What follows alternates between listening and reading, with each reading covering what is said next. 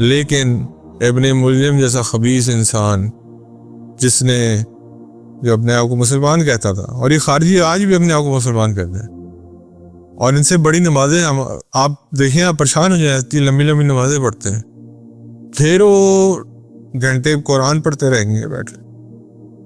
آپ کہیں گے یار یہ ان کی حالات کیا ہے؟ بس وہ یہ کہتے ہیں جو میرا ویژن ہے اسلام کا، اگر آپ اسے اگری نہیں کرتے تو آپ کافر ہیں معاذ اللہ. آج 21 رمضان ہے اور سیدنا علی رضی اللہ تعالیٰ عنہ کا یوم شہادت ہے. 19 رمضان کو ابن ملجم خبیث نے حضرت علی رضی اللہ تعالیٰ عنہ کے اوپر وار کیا. یہ ایکچولی پلان تھا 3 لوگوں کے اوپر. حضرت امیر معاویہ کے اوپر یہ وار پلان تھا شام میں، حضرت عمرو بن عاص کے اوپر یہ وار پلان تھا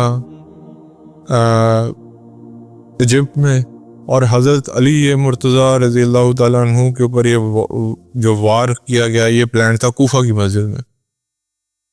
اور ایک ہی وقت میں تینوں وار کیے گئے.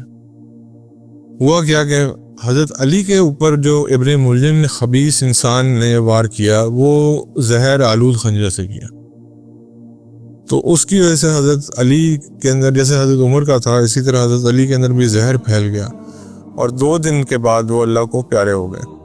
ابن ملجم کو پتہ تھا، آپ اندازہ کیجئے ابن ملجم اس رات کو اس مسجد میں سویا، اور اس کو صبح آ کے اٹھانے والے کون تھے؟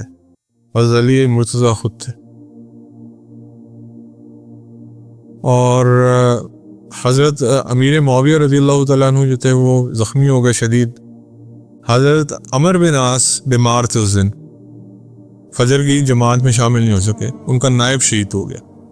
جو نائب امام ہوتے ہیں انہوں نے جب جماعت کرائی وہ شہید ہو گئے. یہ مسلمانوں کے خلاف ایک منظم سازش تھی. لیکن اب حضرت علی پہ جتنا بولا جائے کم ہے، ان کے زندگی و مبارک کے بارے میں جتنا بولا جائے کم ہے. حضرت علی کو کچھ خصوصی فضیلت حاصل تھی جو کسی اور صحابی کو حاصل نہیں تھی. حضرت عمر یہ فرماتے ہیں، یہ جو آج لوگ حضرت عمر رضی اللہ تعالیٰ عنہ اور حضرت علی رضی اللہ تعالیٰ عنہ کے بیچ میں اختلافات کو بتاتے ہیں، ان کے منہ پہ تھپڑ ہے، اور وہ یہ تھپڑ ہے کہ حضرت عمر ان کی فضیلت بتا رہے ہیں جو کسی اور کو نہیں حاصل ہوئی.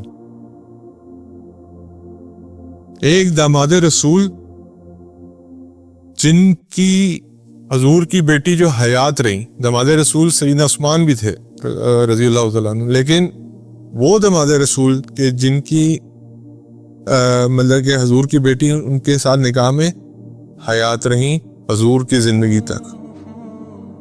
دوسری چیز حضرت عمر فرماتے ہیں کہ یہ جو اللہ نے حضرت علی رضی اللہ تعالیٰ عنہ کو، جب ہم سب بے چین رہے خیبر کی رات کہ کون ہوگا وہ خوش نصیب جس سے اللہ اور اس کا رسول محبت رکھتا ہے، اور جس سے جو اللہ اور اس کے رسول سے محبت رکھتا ہے.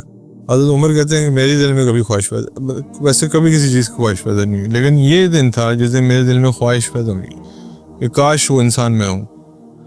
جب صبح حضرت علی کا پتہ چلا تو کہا کہ یہ فضیلت بھی صرف علی رضی اللہ تعالیٰ عنہ کو حاصل. اور جب بچے تھے، جب حضور نے صفا پہ کھڑے ہو کے دعوت عام دی، 40 لوگ، سب سے پہلے قرابت داروں کو حکم آیا تھا. ہم نے سیرت میں بھی پڑھا تھا کہ سب سے پہلے قرابت داروں کو دعوت دینی تھی. 40 لوگ تھے، اس میں اللہ معاف کرے ابو لہب نے بکواس کی تھی تو اللہ نے تبت یدا ابی لہب وتب کہ تمہارے ہاتھ ٹوٹ جائیں یہ پڑھ دی، اس کے بارے میں قرآن میں نازل فرمایا تھا. حضرت علی چھوٹے سے بچے تھے اور ان کی آنکھوں میں حضرت علی کو ایک یہ اشوب چشم کا پرابلم بچپن سے تھا. یہ جو اس دن بھی خیبر والے دن بھی یہ پرابلم تھا، وہ پھر ایک دفعہ حضور نے جب لابی دہن لگایا پھر وہ ہمیشہ کے لیے حل ہو گیا. تو چھوٹے سے بچے تھے اور کھڑے ہوتے تھے، کہتے تھے یا رسول اللہ میری آنکھیں دیکھنے میں تھوڑی سی پرابلم کرتی ہیں، میری ٹانگیں کمزور ہیں، کیونکہ بچے تھے، میں آپ پہ ایمان لاتا ہوں. حضور نے فرمایا بیٹھ جاؤ. پھر دوسری بار حضور نے جب دعوت دی پھر حضرت علی کھڑے اور یہی باتیں فرمائیں، اور پھر حضور نے کہا بیٹھ جاؤ. پھر تیسری بار تو حضور نے فرمایا علی آ میرے بھائی ہیں. اور پھر آپ یہ بھی دیکھ لیں کہ حضرت ابو طالب جو تھے وہ فائنینشلی بہت اسٹرانگ نہیں تھے, تو حضور صلی اللہ علیہ وسلم نے حضرت عباس کے ساتھ یہ فیصلہ کیا تھا کہ حضرت جعفر رضی اللہ تعالیٰ عنہ کو آپ پال لیں, حضرت علی کو میں پال لوں گا. تو حضرت علی حضور صلی اللہ علیہ وسلم کے ساتھ 30 سال صبح اور شام دیکھی ہے. ساری تربیت کس سے ہوئی ہے؟ اللہ کے نبی سے ہوئی ہے. تو شجاعت اور بہادری میں ان کا کوئی نعم البدل نہیں تھا, شیر خدا ان کو کہا جاتا تھا. ہر بڑے سے بڑے جو جنگجو تھے ان کو شکست دی. یہ سارا کچھ جو ہے یہ دین اسلام میں موجود ہے, مجھے بتانے کی ضرورت نہیں ہے. لیکن ابن ملجم جیسا خبیث انسان جس نے جو اپنے آپ کو مسلمان کہتا تھا, اور یہ خارجی آج بھی اپنے آپ کو مسلمان کہتے ہیں, اور ان سے بڑی نمازیں آپ دیکھیں آپ پریشان ہو جائیں, اتنی لمبی لمبی نمازیں پڑھتے ہیں, پھر وہ گھنٹے قرآن پڑھتے رہیں گے بیٹھ.